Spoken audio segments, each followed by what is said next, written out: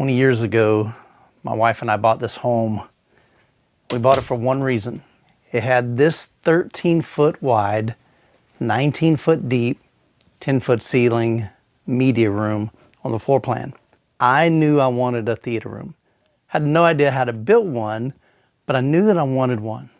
And I remember standing back here, after we had moved in, and I looked at the front wall and I masked off a 55-inch TV.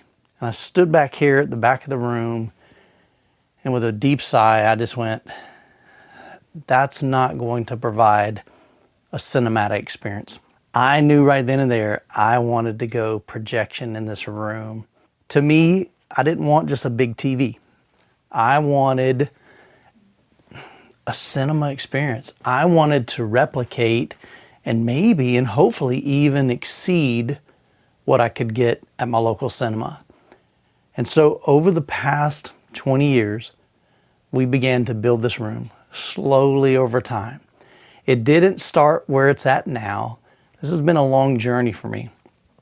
But I want to share with you my love for projection, why I chose projection, and just kind of take you through my journey over the past 20 years of various projectors that I went through, different screens, and let's just have some fun looking back and just share my love and my passion in hopes that it will inspire you to do something similar in your home. So let me take you back 20 years ago to my first projector.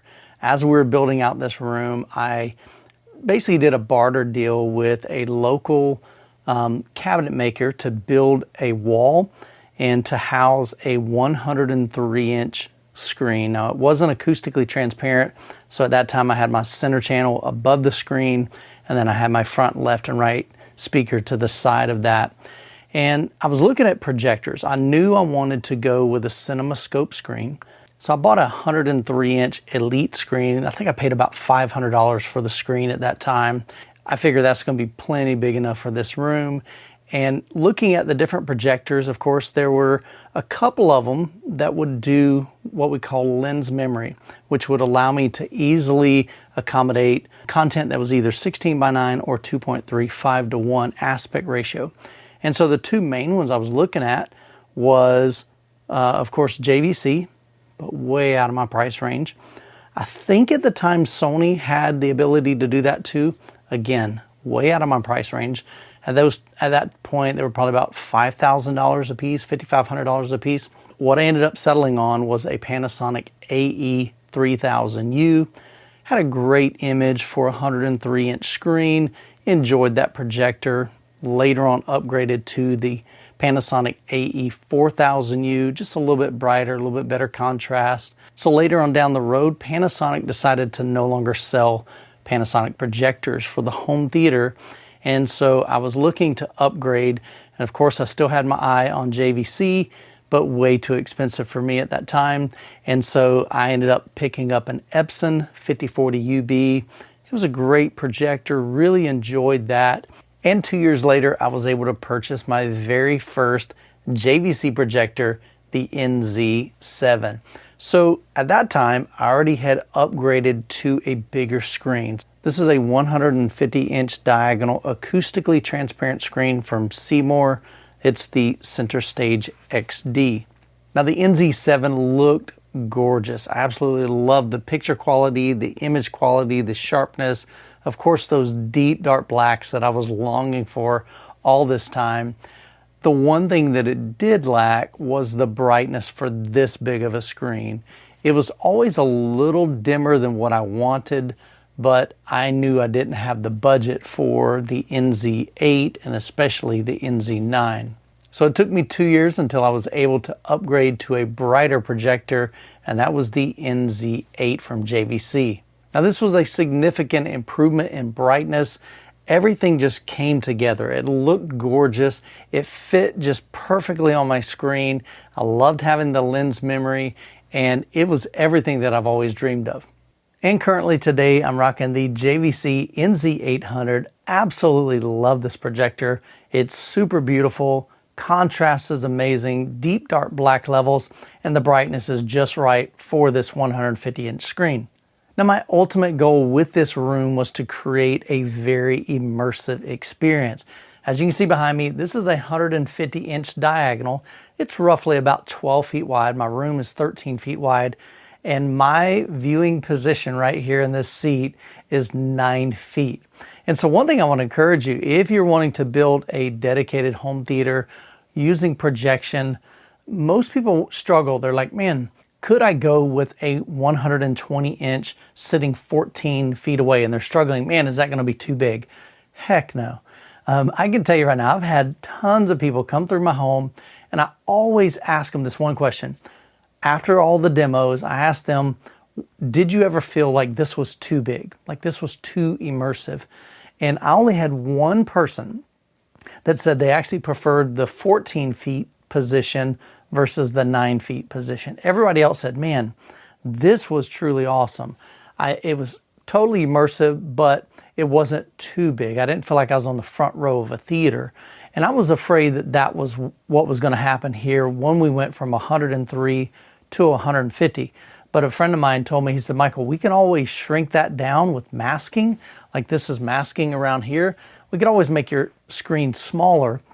It's just a lot more difficult for us to, let's say if we would have went from 103 to 120, and I said, man, I wish we could go even bigger. Well, now you got to build a whole new screen, whole new, the way we've got it set up here. In my setup, I've got a latch right here, and I can lift up the screen, and it's supported by gas struts. And so I wanted that to have easy access. I've got like a little work light here, and then I can turn some LED lights on via voice. But I wanted a super, super immersive experience. And right now where I'm at, I'm loving what I see. Every time we sit down and watch a movie, man, I just get sucked in. And one thing I wanted to do is I wanted to match the sound. I've got big sound here. I've got 11 speakers, but I wanted the picture to match the sound. A lot of times you'll see in Facebook groups, people will post a photo of their setup and they've got these big, massive speakers, big subwoofers, and there's a little bitty TV. Or maybe vice versa. Maybe they got this big, massive screen and they got these little dinky speakers. It's always best to match whatever size screen you're going with the size speakers as far as like that level. This video is to encourage you that, look, number one, I didn't know anything when I started building this room. I originally reached out to a local home theater designer, and they were going to charge me like $20,000 or $30,000 at that time just to do some basic stuff, build a cabinet. And I'm like, oh my gosh, I don't have that kind of money. So I had to figure out ways. I had to get creative. I did some bartering. I built websites for the first cabinet, And so those types of things, sometimes you just got to get creative in how to do that. Invite some friends over that are more handy than you and have some tools to help you build a riser. That's what I did. Feed them lunch, and hook them up with some gift cards, whatever it takes. Allow them to help you build your dream. Now, over the past many months, we've been working on something super exciting. And today in this video, I want to just verbally announce that we have become one of 7 JVC direct dealers. That's not an easy task. It took us almost 6 months to get approved from JVC, not only to just be a dealer, but to be able to sell their product online. And so I'm super grateful to be amongst those that are in that JVC direct group. Super humbling, but I wanted to share that with you in this video because I felt that it just tied in with everything that I've been wanting to do here in my theater. My desire, not only as a content creator, but now as a dealer for the products that I love, that I endorse, and many of them, pretty much most of them that are in my theater room, I want to be able to help encourage you and to help you to reach your goals and your dreams in building your own dedicated theater room. Or maybe you're just building out a theater room in a living room setup. You may not be able to go with a JVC. You may not be able to go with a projection. That is totally cool. There's some really, really big TVs, 100 inch, sometimes 110, 115 inch that you can get in a living room setup. And honestly, that would be a much better fit. I know if I put my JVC out in my living room, that wouldn't be a good fit because I've got a ton of ambient light. But in this room, I can black it out. I can kick back in my theater chairs, fire up the projector, fire up the sound, and I can get completely absorbed into the movie or music concert that I'm watching, and I can just kind of disappear for just a little bit, for 2 hours, and forget the worries of the world. And me and my friends and my family members can come in here and just continue to build relationships and have a blast together. Now, if you're looking to do something like this in your home, man, reach out to me at youthman@obsessedhometheater.com or visit the website, obsessedhometheater.com. We've got a lot of products. We're continuing to build up those curated products. I don't want to carry everybody's stuff. I don't want to be a dealer for every brand out there. I want to be a dealer for just those that, man, I can just totally get behind and say, look, I'm telling you, if you get this, it's going to rock your world. This is a great, great whatever, whether it's speakers, subwoofers, cables, projectors, acoustic treatment. We're working on building all of that out, but it's going to take us time. And so I could not be more excited that we have been approved from JVC to become a JVC online direct and authorized dealer for JVC. Let me know in the comments your dream home theater setup. What does that look like? What are you working towards right now in your theater room? I'd love to hear all about it. If I can help you out in any way, reach out to me. Hope you have an incredible week. God bless, and I'll catch you in the next video.